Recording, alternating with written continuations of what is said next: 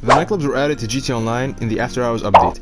They are one of the many ways to make easy cash, and a lot of people believe they are one of the best properties that you can buy. However, the startup cost could be putting off a lot of new players.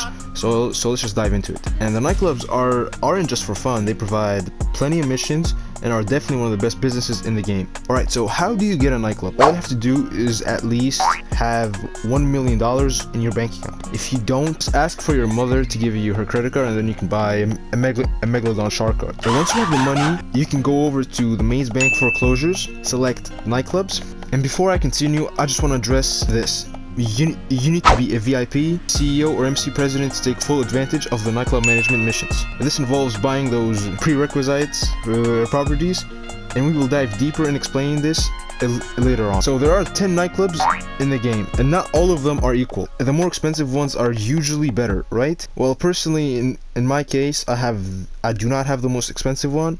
I just prefer the one that I have right now. The expensive ones tend to be closer to where all of the other activities or good properties are. By picking a nightclub that's closer to your properties, you will save an enormous amount of time when you're traveling. Alright, so let's talk about the nightclub upgrades. If you did not spend any money on the customization options, then good job, you got enough money, or maybe a lot more money, to spend on the upgrades. But now, if you did spend money on the customizations, then you are just an idiot. There are also a few upgrades you could buy after you already bought those. There are a bunch of visual changes, like the style of the nightclub, the light rig, the nightclub name and sign, dry ice, dancers, and costumes. However, what's important are the storage options. You can get 4 extra floors for the storage facility and 3 extra floors for the garage, each holding up to 10 cars, for the garage, that is. Once you have everything you want from the property customizations upgrade, there are a few others that are important to making money and managing the nightclub. You can purchase the equipment upgrade for $1,425,000. This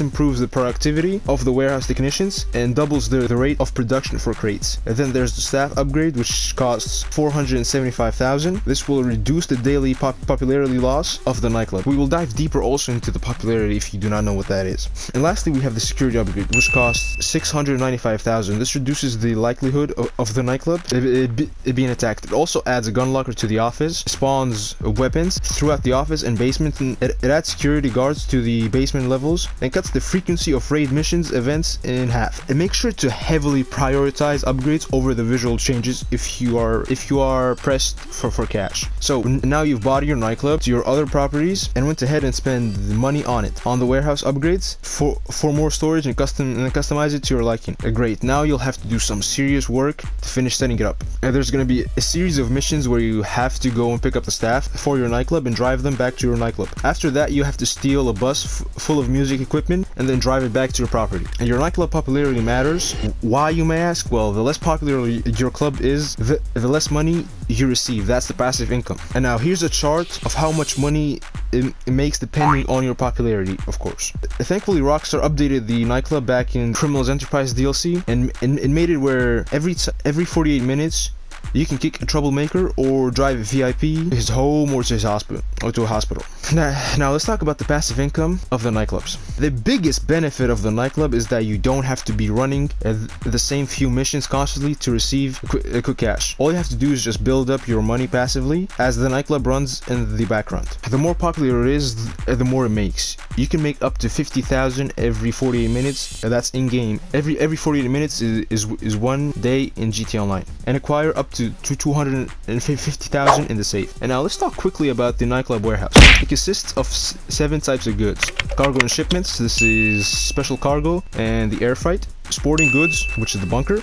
South American imports, which is the white stuff from the MC; the pharmaceutical research, which is also the blue stuff from MC; the organic produce, it's the green stuff; the printing and copying, it's the document forgery; and the cash creation is the counterfeit cash from the MC. I'm also going to leave a video in the end of this video presenting you a guide on the MC businesses if you do not really know them that well. And now the warehouse stocks are replenished by your technicians To assign a technician, you must have the businesses already that we discussed about. Your first technician will be acquired for free, while the others need to be bought from 141,000 to 312,000. They are equally competent and can only acquire one goods type at a time. While your goods are accumulating in the nightclub warehouse, you can resupply and sell your other business's stock at the nightclub, which is independent from the nightclub and does not affect at all your stock of supplies from the other businesses. And here's a graph explaining the value of each crate and the production speed. And that is it. I hope you guys enjoyed the video.